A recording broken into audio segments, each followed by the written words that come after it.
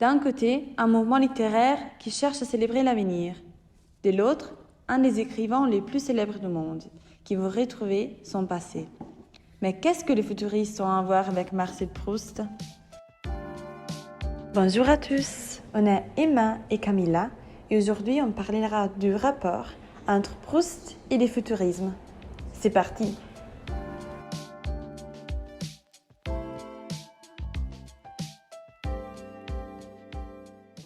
Même si Proust et le futuriste apparemment n'ont rien en commun, les deux se situent dans les mêmes périodes historiques et réfléchissent dans leurs œuvres le changement profond de la société et de la culture de l'époque.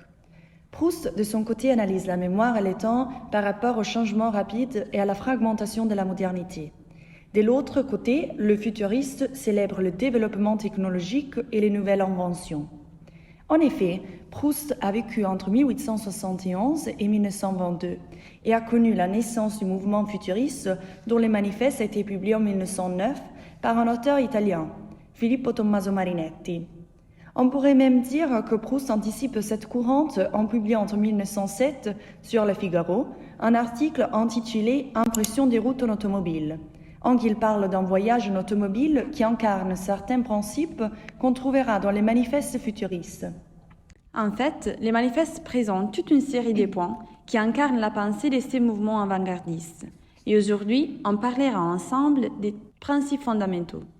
Tout d'abord, celui du mouvement et de la dynamicité, ensemble à celui de la vitesse, et ensuite, celui du temps.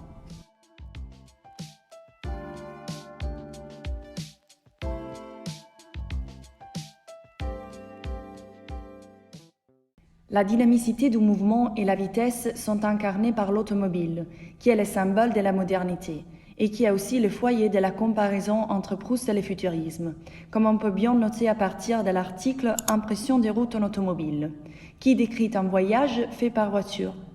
Chez les futuristes, l'automobile assume un rôle héroïque et une valeur cosmique, comme on comprend à partir du point 5 du manifeste, en qui chante la beauté de cette invention. Même Proust en parle en affirmant que le volant est le symbole du talent du conducteur, mais il dit aussi que le conducteur est le voyageur qui n'existait plus depuis le chemin de fer et que l'automobile a ressuscité. Donc il parle d'un homme moderne qui part en automobile en soulignant les caractères précieux de la voiture comme symbole de l'indépendance de l'homme. Si je ne me trompe pas, Proust dit quelque chose à propos de la trompe. Est-ce que tu peux m'expliquer? L'automobile est tellement chère à Proust que le bruit strident et monotone de la trompe est perçu comme un son agréable, joyeux et presque humain. La matière de la voiture devient belle parce qu'on y associe du sentiment.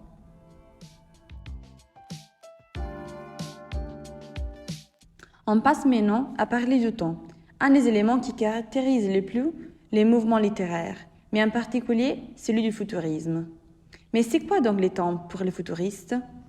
Le temps n'est pas une simple succession d'événements. Le temps est considéré comme une entité dynamique et créative, dans laquelle le présent et le futur interagissent. En fait, le point 10 du manifeste affirme qu'il faut rompre avec le passé et regarder seulement au futur. Au contraire, Proust croyait que le temps n'était pas une simple succession d'événements. En particulier, selon lui, le temps est circulaire plutôt que linéaire, et chaque moment présent contient en lui le futur, mais aussi le passé.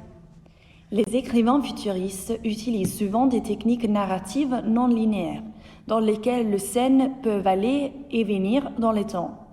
Et ce que Proust fait, et on peut le lire dans les passages essentiels pour la recherche, c'est-à-dire la révélation finale. Un extrait tiré du dernier tome de l'œuvre, c'est un culte du roman, où les pavés disjoints de la cour de la princesse de Guermantes font écho à la célèbre scène de la Madeleine. Mais en le lisant, on peut remarquer tout de suite le thème de la mémoire involontaire, très célèbre chez Proust.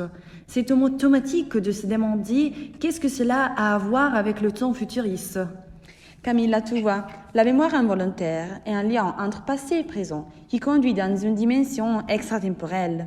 En effet, Proust dit que rien qu'un moment passé, beaucoup plus peut-être, quelque chose qui, comme à la fois au passé et au présent, est beaucoup plus essentiel que deux. Ce qui surgit en fait chez Proust, c'est un entre-deux.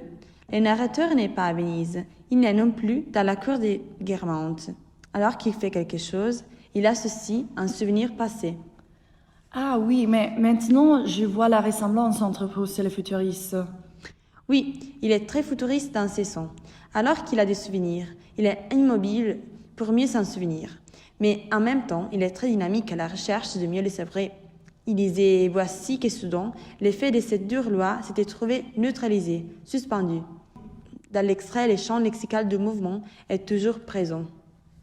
C'est exactement ce que Boccioni voulait représenter avec sa sculpture emblématique pour la courant futuriste. Forme unique de la continuité dans l'espace. Vraiment, je ne savais pas. Et c'est comment ces statues? La statue représente un homme qui bouge, mais qui en même temps est immobile. C'est un mouvement tellement intense qu'il semble s'arrêter dans l'espace-temps. C'est un instant unique, au-dessus des lois de l'espace et du temps. Justement ce que Proust décrit dans le passage que tu viens de lire. C'est incroyable. C'est comme si Proust appartenait à tous les mouvements littéraires, même à celui du futuriste. Cependant, vers la fin de son œuvre, Proust essaya de dépasser les mouvements, allant encore plus loin.